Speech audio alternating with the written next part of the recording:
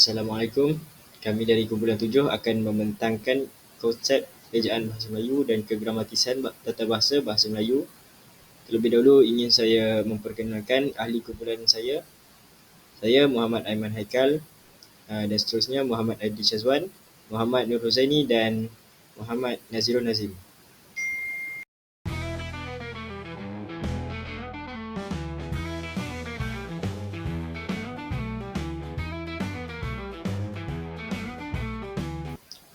Saya akan menerangkan tentang sistem ejaan Rumi 1972.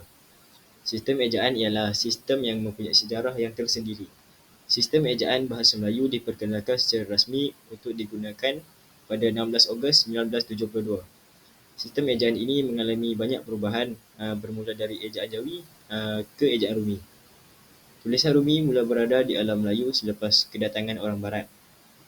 Orang pertama yang menggunakan tulisan Rumi di tanah Melayu ialah David Barbosa pada tahun 1516 di Melaka. Selepas tanah Melayu dijajah oleh Portugis pada tahun 1511. Terdapat dua tahap dalam perubahan sistem ejaan bahasa Melayu, iaitu pra-merdeka dan pasca merdeka. Terdapat beberapa sistem ejaan Rumi yang pernah wujud di Malaysia. Contohnya, sistem ejaan Wilkinson pada tahun 1904 digunakan sebagai ejaan sekolah Melayu di Malaya. Sistem ejaan Zaba pada tahun 1949 digunakan sebagai ejaan sekolah sehingga tahun 1972. Sistem ejaan Fajar Asia pada tahun 1945 dijadikan ejaan bahasa Fajar Asia sehingga tahun 1954. Dan seterusnya, sistem ejaan Kongres bermula pada tahun 1956 dan dijadikan sebagai ejaan Asas 50 atau Angkatan Sastra 50. Dan yang terakhir ialah sistem ejaan Rumi Bahasa Melayu Moden. Yang seterusnya ialah ciri-ciri sistem ejaan Rumi 1972. Terdapat beberapa ciri-ciri sistem ejaan Rumi 1972 iaitu seperti huruf dalam bahasa, sistem pola keselarasan huruf vokal dan ejaan kata pinjaman. Assalamualaikum warahmatullahi wabarakatuh. Saya Muhammad Nazirun Nazim bin Muhammad Napias akan meneruskan tentang topik yang dibincangkan oleh saudara Muhammad Aiman, iaitu pengaruh huruf besar dan kecil. Huruf besar digunakan pada kata awal ayat dan kata nama khas. Ia juga digunakan bagi unsur nama jawatan dan pangkat. Contohnya, Doktor, Profesor, Tan Sri dan Datuk. Ia juga digunakan bagi nama bangsa, suku bangsa dan bahasa. Contohnya seperti Melayu, Cina, India, Iban, Melanau dan Minangkabau. Ia juga digunakan bagi nama tahun, bulan, hari, peristiwa bersejarah dan perayaan. Manakala huruf kecil pula digunakan setelah huruf besar pada awal ayat hingga akhir ayat. Ia juga digunakan bagi kata nama am dan ia juga digunakan pada huruf pertama kata bin atau benti. Seterusnya kita pergi kepada huruf vokal. 6 fonem atau bunyi vokal standard yang wujud dalam bahasa Melayu. Fonem-fonem tersebut ialah A, E, I, O dan U. Contohnya huruf A disebut A, seperti contoh sapi, badi dan lupa. Manakala huruf E terbahagi pada dua fonem, iaitu E pepet dibunyi E dan E taling dibunyi E. Contohnya E pepet ialah emak, sena, impralisma. Manakala E taling disebut E. Contohnya enak, petak dan tauge. Huruf I pula disebut I seperti ini, simpan, sini. Manakala huruf O disebut O sebagai contoh oleh, kotak, pidato. Manakala huruf U disebut U seperti contoh usang, tulis dan batu. Di sini terdapat 4 ciri-ciri vokal. Yang pertama ialah apabila bunyi vokal dihasilkan, tidak ada gangguan pada arus udara. Yang kedua, semasa bunyi vokal dihasilkan, lelangit lembut dinaikkan. Yang ketiga pula, apabila bunyi vokal dihasilkan, pita suara bergetar. Dan yang terakhir, glotis dirapatkan semasa bunyi vokal dihasilkan. Seterusnya, huruf konsonan. Terdapat 25 fonem konsonan yang melambangkan 26 huruf. Akan tetapi, kami hanya senaraikan 5 huruf konsonan sahaja beserta dengan contohnya. Huruf pertama, B. Dibunyi B seperti contoh, bahasa, rambut dan adab. Huruf D dibunyi D seperti dua, ada dan abad. Huruf F dibunyi F seperti fikir, tafsir dan maaf. Huruf G dibunyi G seperti guna, tiga dan beg. Huruf G juga dibunyi R seperti ghaib, maghrib dan mubaligh. Seterusnya, ciri-ciri konsonan. Terdapat 26 huruf konsonan. Seterusnya, 18 konsonan asli dan 8 konsonan pinjaman. Terdapat 8 konsonan pinjaman. Konsonan pinjaman merupakan pinjaman dari bahasa Arab dan bahasa Inggeris. Contohnya F, Z, V, Sh, K, G, D dan T. Seterusnya ialah huruf diftong. Dalam bahasa Melayu, terdapat 3 fonem diftong yang dilambangkan oleh gabungan 2 huruf. Seperti contoh, huruf A digabung dengan huruf I, dibunyi I. Seperti contoh, Aisen, gairah dan pantai. Manakala huruf A digabung dengan huruf U, dibunyi Au. Seperti aurat, saudara dan harimau.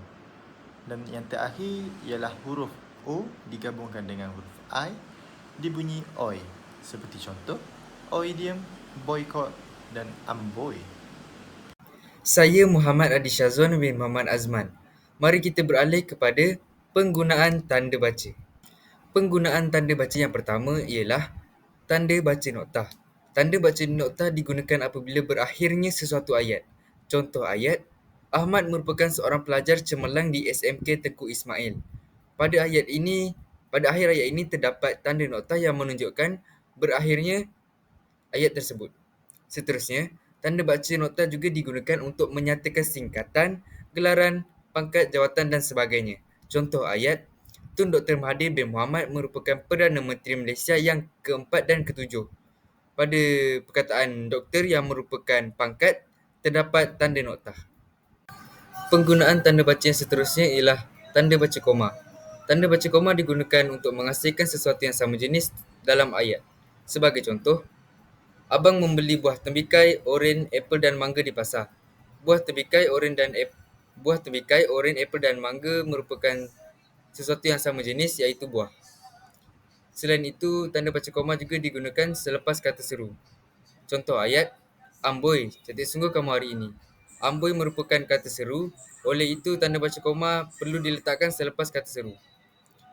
Akhir sekali, tanda baca koma juga digunakan sebelum tanda pembuka kata atau penutup kata. Contoh ayat, Raja berkata, hadapkan Pak Kaduk kepada beta. Tanda baca yang seterusnya ialah tanda baca soal. Tanda baca soal digunakan pada akhir ayat tanya. Contoh ayat, siapakah guru kelas bagi kelas kamu? Contoh kedua, apakah makanan kegemaran kamu? Contoh ketiga, mengapakah Zul tidak hadir ke sekolah semalam? Ketiga-tiga ayat ini merupakan ayat tanya, jadi di akhir ayat ini perlulah diletakkan tanda soal. Tanda baca seru pula ialah tanda yang digunakan pada akhir ayat seruan. Contoh ayat, tahniah, awak telah memenangi cabutan bertuah ini. Pada akhir ayat tersebut diletakkan tanda baca seru kerana ayat ini merupakan ayat seruan. Selain itu, tanda baca seru juga digunakan bagi menunjukkan perasaan marah, sedih, duka dan sebagainya. Contoh ayat, awaklah yang menyebabkan kita dimarahi oleh Cikgu Sunan sebentar tadi. Pada ayat ini menunjukkan perasaan marah, jadi diletakkan tanda baca seru. Seterusnya ialah tanda baca sempang. Tanda baca sempang digunakan sebagai tanda kata ganda. Contoh perkataan, ramah-ramah, buku-buku, bukit bukau. Selain itu, tanda baca sempang juga digunakan antara ke dengan angka. Contoh ayat, tahun 2024 merupakan tahun ke-67 kemerdekaan Malaysia. Akhir sekali, tanda baca sempang digunakan antara huruf kecil dan huruf besar. Contoh kata, hambamu, rahmatnya se-Malaysia. Tanda pengikat kata. Tanda pengikat kata digunakan pada awal dan akhir ayat cakap ajuk. Contoh ayat, saya tidak hadir semalam kerana demam, kata Syahmi. Contoh kedua, umur kamu berapa? Tanya Abu kepada Ali. Seterusnya ialah tanda noktah bertindih. Tanda noktah bertindih digunakan untuk penerangan lanjut tentang sesuatu. Contoh ayat, lokasi perjumpaan adalah seperti yang berikut, dataran budi. Dataran budi merupakan penerangan lanjut berkenaan lokasi perjumpaan. Seterusnya, tanda noktah bertindih juga digunakan untuk menulis masa. Contoh ayat, semua pelajar dikehendaki berkumpul pada pukul 6.30 pagi. 6.30 pagi merupakan masa, jadi diletakkan tanda noktah bertindih. Seterusnya, tanda noktah bertindih juga digunakan dalam dialog. Contoh ayat, Huzaini, siapakah lelaki yang tampan itu? Nazirul, lelaki yang tampan itu ialah Adi. Siapakah lelaki yang tampan itu merupakan dialog daripada Huzaini, jadi diletakkan tanda noktah bertindih. Sama juga seperti lelaki yang tampan itu ialah Adi yang menunjukkan percakapan daripada Nazirul. Seterusnya ialah tanda garis condong. Tanda garis condong digunakan bagi menggantikan dan atau per. Contoh ayat, masukkan 1/2 cawan susu ke dalam adunan. Contoh kedua, Tuan Puan dikehendaki mengembalikan borang jawapan secepat mungkin. Dan tanda yang terakhir ialah tanda kurung. Tanda kurung digunakan untuk penjelasan tambahan. Contoh ayat, calon-calon sijil pelajaran Malaysia SPM tahun 2024 merekodkan keputusan yang cemerlang. Contoh kedua, Syazwan merupakan pelajar program Ijazah Sarjana Muda Perguruan PISMP di IPG Kampus Pendidikan Teknik.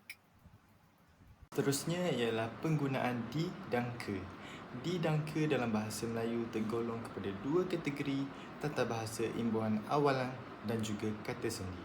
Sebagai kata imbuhan, nombor 1 ialah di diguna sebagai pembentuk kata kerja aktif untuk pelaku ketiga. Contoh perkataan ialah di baul.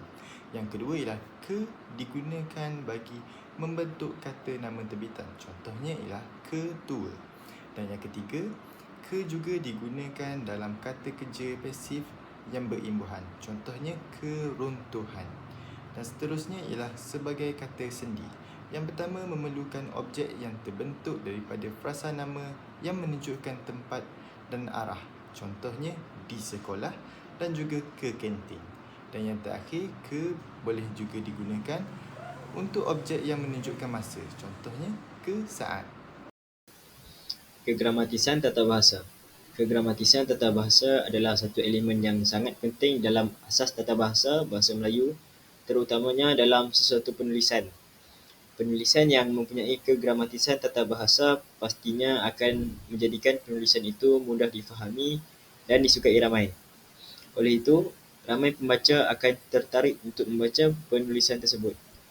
Terdapat beberapa jenis kesalahan tata bahasa yang sering berlaku dalam penulisan.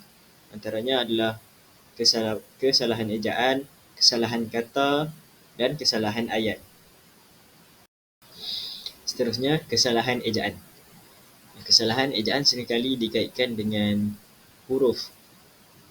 Jadi, terdapat seperti yang sedia maklum, terdapat dua jenis huruf, iaitu huruf vokal dan huruf konsonan. Jadi kita akan mengupas tentang kesalahan huruf vokal dahulu. Seperti yang kita tahu, huruf vokal mempunyai ada 5, iaitu A, E, I, O dan U. Jadi mari kita lihat perkataan yang salah. Jadi perkataan yang pertama adalah nenas. Nenas, terdapat kesalahan pada perkataan nenas, iaitu pada huruf E, dan yang betul adalah nanas. Yang kedua adalah perkataan resepi. Kesalahan yang ada pada perkataan ini adalah pada huruf E, iaitu dan ianya perlu ditukarkan kepada resipi. Yang ketiga adalah perkataan zuhur. Terdapat kesalahan pada huruf vokal O dalam perkataan ini dan perlu digantikan menjadi zuhur. dan menggunakan huruf U. Dan yang terakhir adalah perkataan legenda. Kesalahan yang terdapat dalam perkataan ini adalah pada huruf A selepas L, dan ianya perlu digantikan dengan huruf E, dan boleh disebut sebagai legenda. Seterusnya, kesalahan ejaan. Kesalahan ejaan seringkali dikaitkan dengan huruf. Jadi terdapat seperti yang sedia maklum, terdapat dua jenis huruf, iaitu huruf vokal dan huruf konsonan. Jadi kita akan mengupas tentang kesalahan huruf vokal dahulu. Seperti yang kita tahu, huruf vokal mempunyai ada 5, iaitu A, E, I, O dan U. Jadi mari kita lihat perkataan yang salah. Jadi perkataan yang pertama adalah nenas. Nenas, terdapat kesalahan pada perkataan nenas, iaitu pada huruf E, dan yang betul adalah nanas. Yang kedua adalah perkataan resepi. Kesalahan yang ada pada perkataan ini adalah pada huruf E, iaitu dan ianya perlu ditukarkan kepada resipi. Yang ketiga adalah perkataan zuhur. Terdapat kesalahan pada huruf vokal O dalam perkataan ini dan perlu digantikan menjadi zuhur dan menggunakan huruf U. Dan yang terakhir adalah perkataan legenda. Kesalahan yang terdapat dalam perkataan ini adalah pada huruf A selepas L, dan ianya perlu digantikan dengan huruf E, dan boleh disebut sebagai legenda. Baiklah, seterusnya saya akan menerangkan tentang kesalahan ayat. Kesilapan penggunaan bahasa Melayu dapat dilihat dari sudut sintaksis. Bacaannya, kesalahan ayat berlaku ketika membentuk ayat apabila berlaku kesilapan maupun kekeliruan yang dilakukan oleh seseorang individu. Ianya sering berlaku pada ayat inti, ayat tanya, pasif dan kesalahan semantik. Kesalahan ayat dari segi subjek dan predikat. Setiap pengguna perlulah menguasai subjek dan predikat dalam ayat. Seseorang yang menguasai subjek dan predikat sebuah ayat dapat mengenal pasti sama ada susunan ayat tersebut merupakan susunan biasa ataupun susunan songsang. Jika seseorang tidak menguasai kemahiran tersebut, ayat yang terbina berkemungkinan menjadi songsang ataupun tidak gramatis. Sebagai contoh di bawah, yang salah, pokok yang tinggi itu salah kerana ia merupakan subjek sahaja. Yang sebetulnya ialah pokok itu tinggi. Pokok merupakan subjek, itu tinggi merupakan predikat. Ayat tergantung. Bentuk ujaran yang tidak mempunyai subjek atau predikat dikenali sebagai ayat tergantung. Ayat tergantung terjadi apabila ujaran bermula dengan kata sendi, kata hubung, kata kerja, penggunaan kata yang salah dan sebagainya. Sebagai contoh, di seluruh negara mengalami kemarau panjang ialah ayat tergantung yang salah. Yang sebetulnya ialah seluruh negara mengalami kemarau panjang. Seterusnya, kesalahan ayat dalam ayat gabungan. Ayat gabungan terbentuk daripada dua atau beberapa ayat tunggal. Ayat gabungan dihubungkan dengan menggunakan kata hubung seperti dan, serta, atau, tetapi dan lain-lain. Perkataan ayat di bawah mempunyai kesalahan kerana penggunaan kata hubung serta. Kata serta ialah kata hubung gabungan juga. Walaupun berfungsi sebagai kata yang menghubungkan kata atau frasa, namun makna yang didukungnya lebih luas daripada kata dan. Ini bermakna penggunaan serta tidak sesuai untuk digunakan dalam penggunaan ayat. Seharusnya, ayat yang benar ialah Ahmad dan Zarul pergi ke hospital. Selain itu, ayat yang kedua, makanan ini bukan untuk kamu, tapi dia. Ini merupakan penggunaan kata hubung yang salah kerana ayat ini tidak mengekalkan kata seni nama yang terdapat dalam ayat tunggal, iaitu untuk. Jadi, yang sebetulnya ialah makanan ini bukan untuk kamu, tetapi untuk dia. Baiklah, seterusnya saya akan memberi penerangan tentang kesalahan ayat dalam ayat pasif. Ayat pasif mengandungi kata kerja dalam ragam pasif, iaitu objek mendahului kata kerja dan subjek. Di sini ada dua jenis ayat pasif, iaitu ayat pasif jati dan ayat pasif semu. Ayat pasif jati ialah pasif yang melibatkan kata ganti nama diri orang ketiga atau pihak yang diperkatakan oleh seseorang. Di bawah merupakan kesalahan yang selalu kita dapati dalam sebuah karangan. Sebagai contoh yang salah, tindakan yang dia ambil merugikan diri sendiri. Ayat tersebut ialah salah kerana kata ganti nama diri ketiga terletak sebelum kata kerja. Jadi, ayat yang betul ialah tindakan yang diambil oleh dia merugikan dirinya sendiri. Kita dapat lihat bahawa kata ganti nama diri dia terletak selepas kata kerja diambil. Seterusnya ialah ayat pasif semu. Ayat pasif semu ialah ayat pasif yang menggunakan kata ganti diri orang pertama dan orang kedua. Bagi ayat pasif ini, hukum aneksi persona hendaklah dikenakan, iaitu subjek atau persona harus didapatkan dengan kata kerja pasif. Sebagai contohnya, rumah itu dibina oleh Amin merupakan penggunaan ayat pasif semu yang salah. Yang betulnya ialah rumah itu Amin bina. Seterusnya ialah perkara yang diterangkan mesti mendahului penerang.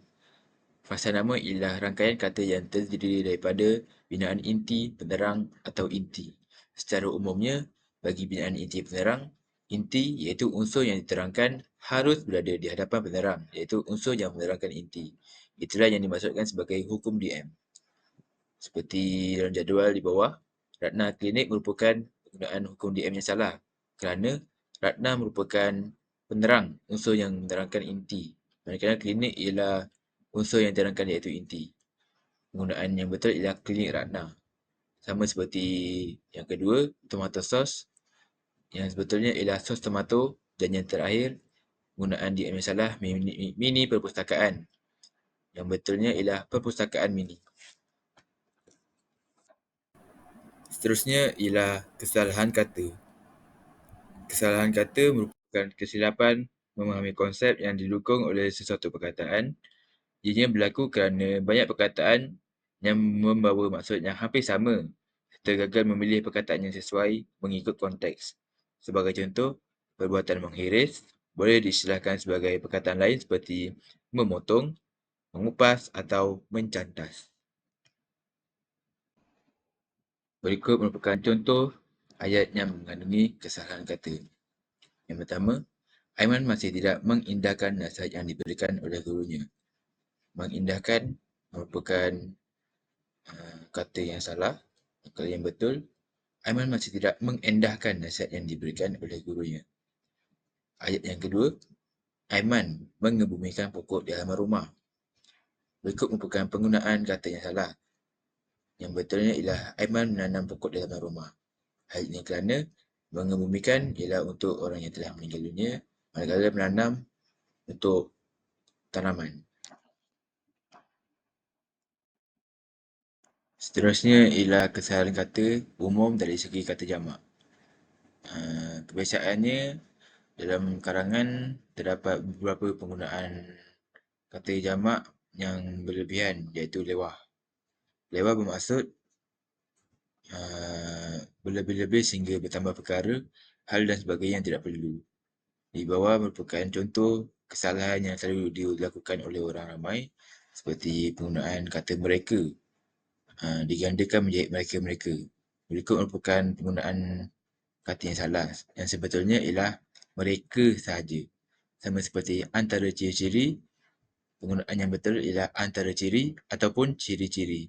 Yang ketiga, penggunaan yang salah juga, para pelajar. Yang sebetulnya ialah para pelajar ataupun pelajar-pelajar. Dan yang terakhir, dua orang pemuda-pemuda. Yang sebetulnya ialah dua orang pemuda ataupun pemuda-pemuda. Seterusnya ialah kesalahan umum dari segi kata sendi. Kesalahan penggunaan kata sendi dalam sebuah ayat boleh menyebabkan sebuah ayat menjadi tidak gramatis. Sebagai contoh, saya selalu pergi memancing di hari Isnin. Di merupakan penggunaan kata sendi yang salah untuk menerangkan waktu atau hari. Yang betulnya ialah saya selalu pergi memancing pada hari Isnin. Pada berfungsi untuk menunjukkan keterangan waktu dan tempat dan digunakan juga dalam ungkapan ada pada untuk manusia dan haiwan. Ayat yang kedua ialah saya berasal daripada Sabah. Daripada digunakan untuk orang perbandingan dan asal-usul.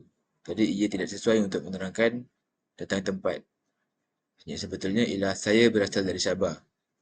Kata sendi dari adalah perkataan ataupun kata sendi nama yang biasa digunakan untuk arah, masa dan tempat. Seterusnya, kamu bekerja di mana? Merupakan penggunaan kata sendi yang salah kerana di dan mana rapat. Penggunaan yang betul ialah kamu bekerja di mana, perkataan kata sendi di dan mana berjarak. Dan akhir sekali ialah kesalahan umum dari segi kata bilangan. Sebagai contoh, penggunaan kata bilangan yang salah ialah setengah orang tidak suka bermain permainan video. Berikut merupakan penggunaan kata bilangan yang salah. Yang sebetulnya ialah sesetengah orang tidak suka bermain permainan video.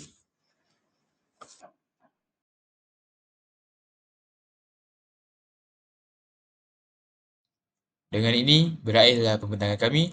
Sekian, terima kasih.